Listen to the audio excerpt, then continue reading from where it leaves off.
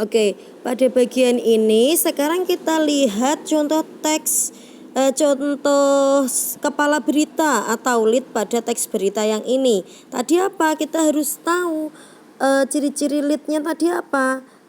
Dia memiliki mengandung beberapa bagian unsur berita yang dianggap penting.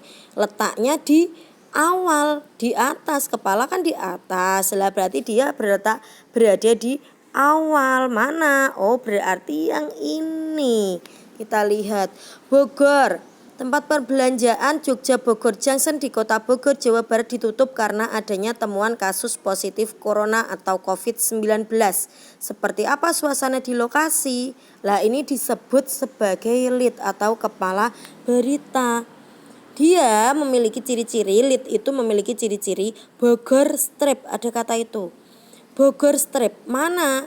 Berita itu menceritakan lokasi mana? Di mana? Berita itu yang dijelaskan di situ tuh apa, kotanya di mana. Lah itu berarti kalau di situ di Bogor ya di Bogor. Kalau menceritakan tentang berita yang ada di Blora, memberitakan Blora, berarti nanti Blora Strip. Lah itu ya, berarti ini tadi yang pada bagian paragraf pertama ini kita sebut sebagai lead atau kepala berita. Biasanya lead ini juga terdiri dari 1 sampai 2 paragraf saja. Kalau di sini 1 paragraf. Oke, next, lanjut struktur yang kedua. Tubuh berita. Tubuh berita namanya saja tubuh berita, berarti dia adalah bagian yang paling lengkap seperti tubuh kita. Kepala, setelah kepala apa? Oh, bagian tangan, perut, lalu jantung, paru-paru, itu semua ada di bagian tubuh kita. Itu adalah bagian terlengkap, sama seperti pada berita. Tubuh berita juga mengandung bagian terlengkap dari berita, yaitu unsur-unsur berita 5W1H atau adik Simba. Jadi bagian tubuh berita ini menjelaskan secara runtut, secara faktual dan aktual peristiwa berita yang dijelaskan apa saja ditulis secara lengkap pada tubuh berita ini. Lalu yang ketiga, ekor berita. Namanya saja ekor, berarti dia bagian paling belakang. Seperti misalnya pada hewan, ekor, umuk sitik, cilit, ekor, itu saja. Ekor berita ini sama, dia juga namanya ekor, berarti letaknya di belakang paling akhir, itu ekor berita. Ekor berita ini berisi informasi yang tidak begitu penting dalam sebuah berita. Ekor berita berada di akhir berita, jelas namanya juga ekor, nggak mungkin di atas kan ekor. Lah, pada ekor berita ini dia hanya mengandung atau berisi beberapa informasi yang tidak begitu penting, maksudnya tidak termasuk dalam unsur-unsur 5W1H dalam sebuah berita. Oke, lanjut. Pada berita ini, bawah ini, berarti tadi kan Bogor sampai lokasi ini kan termasuk lead atau kepala berita. Berarti mulai detik.com ini sampai mana kita cari itu adalah tubuh berita sampai mana. Kalau kalian bingung, kalian harus baca dulu biar tahu itu unsur-unsur berita atau tidak. Kalau dia termasuk unsur berita, jelas dia ikut pada tubuh berita. Kita lihat sekarang ekornya dulu, cari. Kalau kalian bingung juga bisa cari ekornya dulu. Ekor biasanya terdiri atas 1 sampai 2 paragraf akhir. Kita lihat dulu 2 paragraf akhir. Dedi yang juga ketua gugus tugas percepatan penanganan COVID-19 Kota Bogor ini menambahkan, Jogja Bogor Junction juga akan ditutup sementara. Mudah-mudahan hasil swab tidak menambah kasus, ujar Dedi. Bagaimana? Itu termasuk struktur atau ekor itu yang 2 paragraf terakhir. 2 paragraf akhir tadi yang ini, 2 paragraf akhir saja ya, nggak bisa diblok.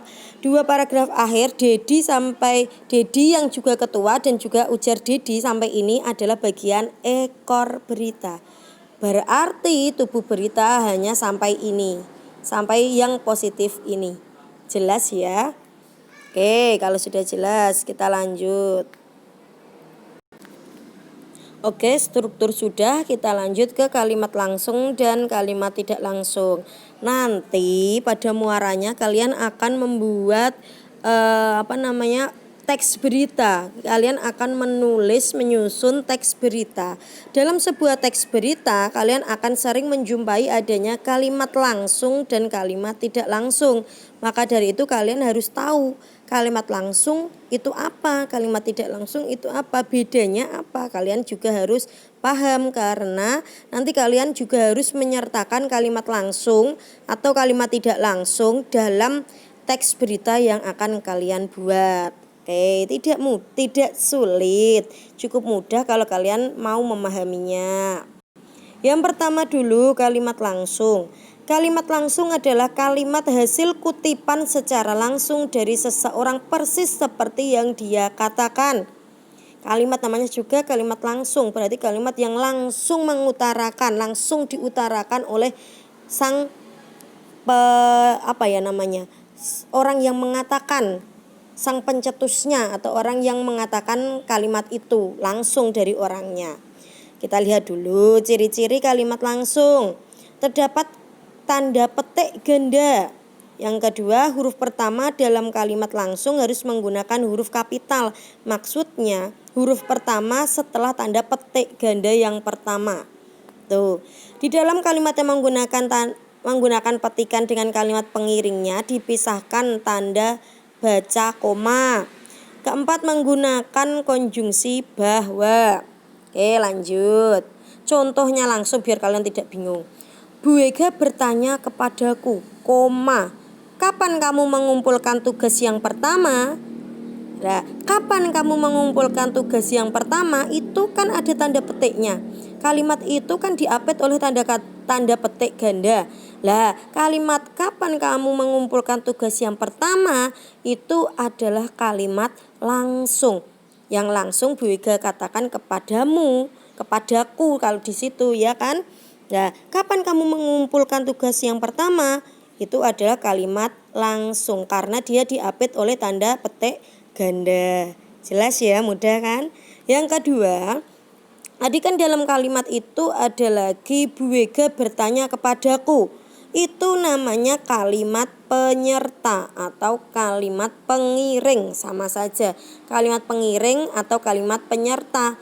Setelah kalimat pengiring atau kalimat penyerta dikasih tanda koma, baru tanda petik ganda, terus kalimat langsungnya.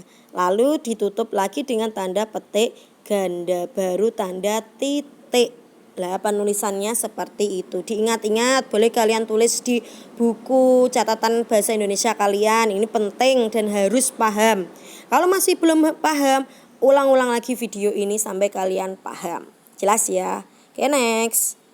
Kalimat tidak langsung sekarang. Tadi ada kalimat langsung. Kalau kalimat tidak langsung berarti kalimat kebalikannya, iya kan? Kalimat tidak langsung merupakan kalimat yang mengutarakan kembali, ayo dipahami, mengutarakan kembali isi perkataan seseorang tanpa mengulangi perkataan yang diucapkannya sebelumnya. Jadi ada kalimat langsung, lalu dia menyampaikan kalimat langsung itu kepada orang lain, itu namanya kalimat tidak langsung. Ciri-cirinya: 1. Tidak terdapat tanda petik ganda. Tidak ada tanda petik ganda. Kalau ada tanda petik ganda, dia berarti apa? Kalimat langsung. Yang kedua, merupakan kalimat yang mengungkapkan kembali perkataan langsung dari seseorang. Contoh langsung aja. Contoh kalimat langsungnya, Bu Ega bertanya kepadaku, kapan kamu mengumpulkan tugas yang pertama? Yang tadi kan itu. Kalimat itu coba kita ubah menjadi kalimat tidak langsung. Jadi bagaimana ya? Bu Ega menanyakan kepadaku kapan aku mengumpulkan tugas pertamaku. Jadi kalimat langsung itu gini. Kamu ingin cerita ke temanmu kalau Bu Ega tanya tadi saya ketemu. Aku mau loh ketemu karo Bu Ega. Terus Bu Ega bertanya kepadaku. Nah, bagaimana itu? Gak mungkin kan kamu bilang, kapan kamu mengumpulkan tugas yang pertama? Masuk kayak cerita ning koncomu kayak gitu kan gak mungkin. Lah, itu. Jadi kalian ceritakan kembali ke temanmu kalau tadi kalian mengalami hal itu, kalian ditanyai oleh Bu Ega secara langsung tadi, kalian ingin menyampaikan ke temanmu. Jadinya bagaimana? Bu Ega menanyakan kepadaku kapan aku mengumpulkan tugas pertamaku. Lah itu berarti adalah ubahan kalimat adalah kalimat tidak langsung dari kalimat langsung yang pertama tadi. Jadi ada beberapa hal yang akan berubah. Kalau tadi pada kalimat langsung Bu Wega bertanya, jadi kalau kalimat tidak langsungnya menanyakan, bukan Bu Wega bertanya kepadaku kapan aku mengumpulkan tugas pertamaku, tidak seperti itu. Mau mbok ilang ke tanda petiknya tidak seperti itu, tapi diubah. Bu Wega menanyakan kepadaku kapan aku mengumpulkan tugas pertamaku. Nah gitu. Misalnya lagi Bu Wega bertanya, kamu sudah makan? Nah, kamu misalnya Bu Wega kan tanya sama kamu, terus kamu cerita lagi ke temanmu. Masa kamu bilangnya gini, Bu Wega bertanya, apa kamu sudah makan? Apakah kalian akan cerita seperti itu? Berarti kalian yang tanya ke teman kalian. Iya kan? Kalau kayak gitu salah. Kalian ceritanya gini, Bu Wega menanyakan kepadaku apakah aku sudah makan. Lah itu jadi kalimat tidak langsung. Selain kata bertanya menjadi menanyakan, yang ini tadi kata kamu, Bu Wega bertanya kepadaku, kapan kamu mengumpulkan tugas yang pertama? Kamu diubah menjadi apa di situ? Kamu ini diubah menjadi apa? Aku. Kan tanyanya ke kamu, Bu Wega. Gak mungkin nanti nek mbok baleni ning kancamu. Mesti ngene. Bu Wega menanyakan kepadaku, kapan kamu mengumpulkan tugas yang pertama? Loh, yang ditanya itu kamu sendiri, dirimu sendiri, bukan teman kamu. Makanya harus diubah juga. Kapan aku mengumpulkan tugas pertamaku? Jadi sebelum kalian mengubah kalimat tidak langsung menjadi sebuah kalimat langsung, kalian juga harus memahami isi dari kalimat itu. Kalian harus memahami konteksnya, kalian harus memahami maknanya. Yang ditanya aku, apa kamu, apa siapa yang di situ yang ditanya. Jelas ya? Sudah paham? Oke, kalau belum paham ulang-ulangi terus penjelasan dari Bu Wega ini. Gitu. Oke, next. Kalau kalian sudah paham, lalu kalian coba kerjakan. Coba kalian kerjakan soal yang ada pada Microsoft Form ini. Yang terakhir ini ada 2, yang atas dulu saja dulu. Yang atas ini dulu aja ya. Microsoft Form yang atas ini. Microsoft Form yang atas ini kalian coba. Ini internetnya Bu Wega tak matiin jadi nggak bisa langsung masuk. Nanti kalian coba yang atas dulu. Kalau yang atas sudah bisa, nanti kalau baru kalian kerjakan yang bawah. Untuk pertemuan hari ini kalian kerjakan yang bagian atas dulu.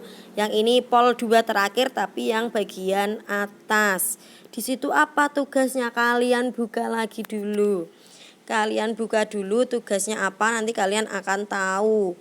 Tugasnya nanti isinya ada sebuah tayangan, ada sebuah video. Kalian nanti buka video itu, kalian tulis unsur-unsurnya, unsur-unsur penting yang ada pada video itu apa. Lalu kalian tuliskan kembali berita berdasarkan video itu. Jadi nanti kalian menulis berita berdasarkan video yang sudah Bu Wega cantumkan di Microsoft Form itu. Kalian tulis hal penting-pentingnya, lalu kalian tulis beritanya. Kalian membuat berita, teks berita. Jadi ada judulnya, penulisannya juga disesuaikan dengan apa yang sudah Bu Ega jelaskan tadi. Sesuai, ada unsur 5W1 hanya, ada strukturnya harus urut, dan juga satu lagi yang hampir Bu Ega lupa. Ini coba lihat penulisan waktu, Dek. Ini coba lihat dulu. Senin 13 garis miring, Senin dalam kurung 13 garis miring 7 garis miring 2020. Apa ini kira-kira? Bacanya bagaimana ini? Senin 13 ini tanggal, 7 ini bulan 7 berarti bulan Juli 2020. Kalian bacanya Senin 13 Juli 2020. Dalam sebuah teks berita, kalian untuk menuliskan waktu itu seperti ini penulisannya. Senin dalam kurung tanggalnya, garis miring bulannya, garis miring tahunnya. Jadi tidak kalian tulis Senin 13 apa, tidak. Gitu ya. Jelas? Harap dipahami yang ini. Lalu nek kalian masih bingung, lihat lagi kalau penulisan waktu sama seperti ini. 11.30 waktu Indonesia Barat. Ya tadi yang perlu kalian perhatikan, tanggal. Dalam menulis hari dan tanggal itu seperti ini.